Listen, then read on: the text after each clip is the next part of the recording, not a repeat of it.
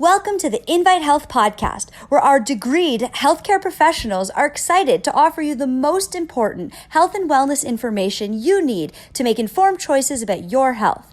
You can learn more about the products discussed in each of these episodes and all that Invite Health has to offer at www.invitehealth.com/podcast.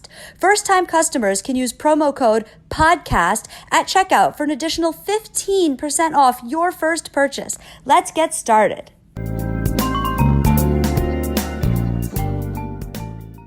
If you're living near a big road like 495, or if you're living in a city, and if you smell exhaust from traffic, then you're breathing in what we call fine particulate matter, and it's an issue.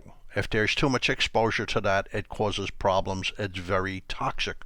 So it's little sooty particles. They're called fine particulate matter. They're in vehicle exhaust. They also come out of wood-burning stoves, coal-burning stoves, and the boilers that heat water in those large buildings, like factories and apartment buildings and hospitals, etc., they all release these fine particles. And they're toxic. They literally are. There's so much research on it. When you inhale them, of course they're going to inflame your lungs because they're going into your lungs, and they are connected to triggering asthma attacks in children and lung diseases in adults, and probably even lung cancer according to the data. But they're so tiny that they very easily get dissolved into your blood, and they go right into your heart and they inflame the heart. And from there, the heart's pumping this blood all over your body. So these fine particles are going everywhere. They're very small. They're going everywhere. And they inflame you. They've even seen this in young children. We'll get into this. It's terrible what you could see in young children from if they're breathing in too much of this pollution. If you're exposed a little bit, I mean, you could make up for it by eating your broccoli and your carrots and drinking a lot of water. But, if you're exposed to it on a daily basis, it's not a good thing. Because it raises inflammation systemically. And this inflammation damages you. It can trigger the onset of diabetes. It could trigger damage to the liver, damage to the brain. We'll talk about all this. Now, the particles, the sooty particles, the burnt carbon, etc., that you're inhaling, they're connected with lung disease. And like I said, they trigger asthma attacks in children. I read a study from England about 2 years ago, and a large percentage of asthma attacks in major cities like Birmingham and London in children were connected to inhaling soot. They trigger lung cancer. They damage your DNA, and when your DNA is damaged, it's called an adduct. An adduct increases your risk of cancer. So when these things attach to your DNA and cause a mutation, it's dangerous.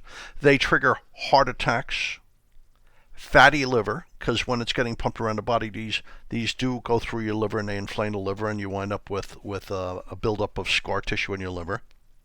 They've been connected to decreased kidney function and even kidney failure. They did a very interesting study in Chicago about 2 years ago, and they looked at young African American males, and they found that the more pollution they were exposed to on a daily basis, and I'm not talking about pollution you would eat, I'm talking about pollution you inhale. The more pollution they were exposed to on a daily basis, the lower their kidney function. In fact, it was actually connected to kidney failure. The soot actually inflames your blood vessels leading to your brain and are connected to stroke, but also to dementia. They're actually connected to increasing your risk of Alzheimer's disease. A shortened lifespan. Millions and millions and millions of people worldwide are losing 2, 3, 4 years off their lifespan because they're inhaling so much pollution. I mean, it gets very terrible in parts of India, parts of China. Externally, by the way, hair loss. So today we're discussing how to protect yourself from pollution. So let's go through the data. I was actually surprised that there was so much data on fish oils with air pollution. I really was surprised. I was looking for cocoa, I was looking for B vitamins, and I kept on popping up all these studies on fish oils lowering the risk of having damage from pollution. So let's look at some of that data. This is the journal Environmental Health Perspectives. It's people in nursing homes, nursing home residents. So these are very vulnerable people. They're in a nursing home for a reason. They can't exist on their own. They need help. So it's 52 elderly nursing home residents, but they're living in a smoggy, polluted area. And they tested the indoor air quality, and they found that the smog was also inside with these people, which is bad because elderly people are generally inflamed to begin with. Their antioxidant protective enzymes are not what they used to be, so they're more at risk from inhaling pollution than younger people. So they gave them soybean oil or fish oil, 2,000 milligrams a day over a 4-month period. And the fish oils, they reduced oxidative damage in the blood. That's an interesting thing. In other words, they saw less inflammation in their blood. There was less lipid peroxidation. It reduced lipid peroxidation by 73%. See, the pollution that inflames you would make the fats in your blood go bad. And they saw that this was decreased by 73% if you took fish oils over the soybean oil. But also, it was increasing the level of youth-related antioxidant enzyme systems. Copper zinc superoxide dismutase. So that's superoxide dismutase type 1 and type 3. Very important. It improved the antioxidant SOD by 49%. Now, SOD is kind of like a first responder. For instance, if you were having a heart attack, your heart would release SOD, trying to reduce the number of heart cells that die during a heart attack. If you're having a stroke, your brain would release SOD to try to protect the brain from a stroke, and so on and so forth. So SOD levels protect the brain from damage. They protect the lungs from damage. They protect the liver and the kidneys. They protect your entire body. But they drop with age. They really start to drop in your late 50s. They're pretty much gone by the time you're 65. When they gave these people the fish oils, it raised their SOD levels by 49%. A drop in SOD to begin with, it shields your brain from metabolism, from energy utilization. Your brain is a super high energy organ. Your brain is only about 2 pounds, yet it takes about 20% of the energy from each meal because it's such a high energy organ.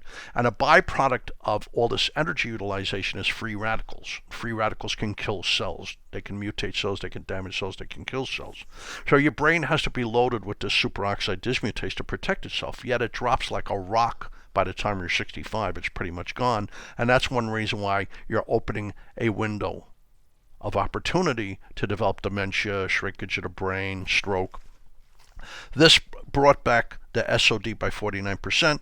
And a second antioxidant system that's incredibly critical because it also breaks down toxins and removes them from the body. So it would be part and parcel of breaking down and removing inhaled pollution from the body. The glutathione system was improved by 62%. That's an unbelievable finding, actually. And that's by fish oils. You wouldn't expect fish oils to increase antioxidant levels, but perhaps it triggers some genes involved with antioxidants, perhaps because it's reducing inflammation systemically, that the body's able to recover some of its antioxidant systems. Now let's talk about fibrinogen. There's always a little bit of fibrinogen in your blood. It's a protein that is released from your liver, and it's in your circulation.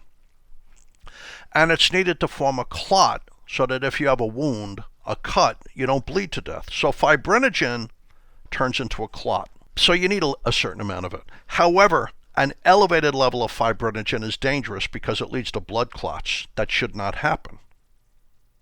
In other words, it's connected with strokes, it's connected with heart attacks. In fact, when they're treating a stroke, if you've had a stroke recently and you get to the hospital in time, they give you something called TPA, a drug that they inject you with called TPA. And what it does, it breaks down the clot by breaking down the fibrinogen. It shows you how important fibrinogen is. So this is in the journal Air Quality and Atmospheric Health. It's University of Rochester Medical Center, their Division of Pulmonary and Critical Care Medicine. And these are patients with heart disease. And they found that if patients with heart disease inhale pollution, it increases their serum fibrinogen. The serum is the part of the blood that has the hemoglobin in it. It's the red part of the blood. You could break the blood down to the plasma, which is the clear fluids, and the serum. So their serum fibrinogen was much higher. People with heart disease, so you can imagine how dangerous that is, because that could trigger a blood clot in a person who already has damage to their heart and their blood vessel walls. So it's 135 patients that were treated for a heart attack Or they needed cardiac catheterization. They needed to open up the blood vessels in their heart because they were developing ischemic events. An ischemic event would mean they're lacking blood flow to the heart and they're getting chest pain. It's a very dangerous thing. It can kill you. So it's 135 people at the University of Rochester Hospital who either are there because they had a heart attack or they're having cardiac catheterization. And for every tiny increase in inhaling fine particulate matter, you know, the stuff that comes out of car exhaust and bus exhaust and truck exhaust and diesel exhaust, in the previous hour, fibrinogen went up by an additional 3.1%. So the more pollution you inhaled, the higher your risk of having a blood clot or a stroke because your fibrinogen was going up if you had heart disease. But if they had high levels of fish oils in their blood, it went up less than 1%. So if they had low levels of fish oils in their blood and they were inhaling fumes, fibrinogen levels went up 3.1% for each tiny increase. So it got worse and worse and worse the more pollution you inhaled. But by the same token, if you had a lot of fish oils, it prevented that huge increase in fibrinogen levels. Now, this other study I'm going to read you about fish oil is very interesting. It's in the journal Environmental Health Perspectives, and it's healthy middle-aged adults. And what they're doing, they're giving them 3,000 milligrams of fish oils every day, or they're giving them an equal amount of olive oil. But they can't tell the difference, so it's a placebo. So it's a randomized placebo-controlled human clinical trial. They're either getting the olive oil capsules or the fish oil capsules. They gave them this for 4 weeks, and then they entered a chamber where they released a certain amount of pollution. They released a certain amount of air pollution, fine particulate matter. They found that fish oils prevented a change in their heart rate. This is a very important finding. For instance, they found that inhaling the pollution in these healthy middle-aged adults could increase your QT. For instance, they found in these otherwise healthy adults, when they put them in the chamber and they inhaled the pollution, that it could elongate their QT segment. Now, let me explain what that is. The QT interval has to do with the lower chambers of the heart that pump out blood. And so it's something on the electrocardiogram, when they do an electronic study of your heart to see its beating pattern. They found that just inhaling this pollution could elongate the QT segment, the QT interval. That means that it could trigger a heart attack. Messing around with that interval is very dangerous. That's why some drugs are dangerous. They prolong the QT interval. They also found that it was causing other forms of changes in the heart rate that could lead to arrhythmias. For instance, that QT interval, if you elongate that, if you prolong that, that can lead to sudden cardiac death. That's very dangerous.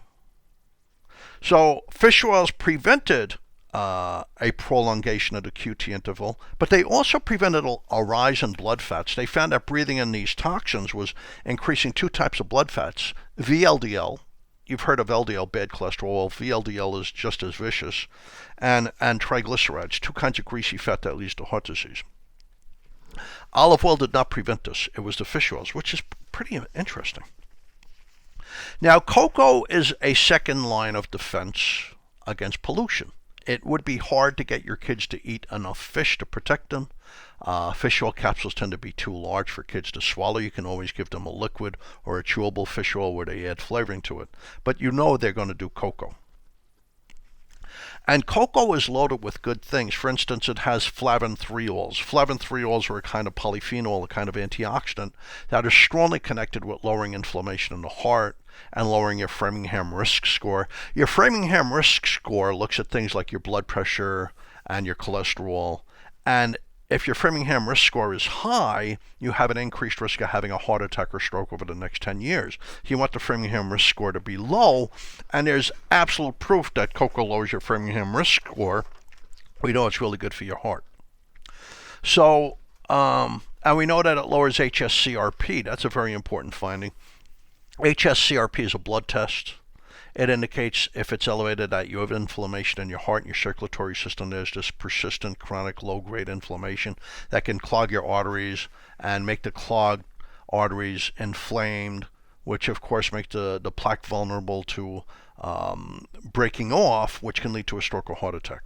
So we know that cocoa lowers HSCRP, which will lower your risk of a stroke or heart attack. In fact, a lot of research indicates that having real cocoa once or twice a week lowers your risk of stroke or heart attack. It's not like you have to have it every day.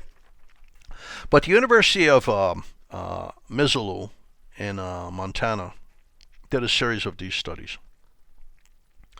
And they compared children who lived in a polluted environment to those that lived out in clean air out in the country. And they found that children exposed to air pollution, they actually had plaque in their brain. I mean, we're talking about like innocent 9, 10-year-old kids. They already had plaque in their brain that resembled the plaque you'd see in older patients with Parkinson's disease or Alzheimer's dementia.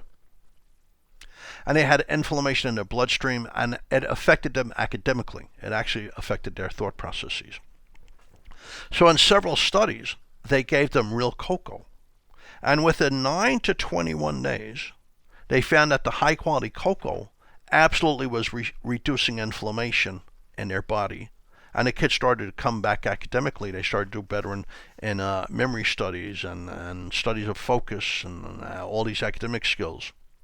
So there are things you can do to help protect yourself from fine particulate matter. Anyway, this is Jerry Hickey for Invite Health. Thank you for listening. Have a good day.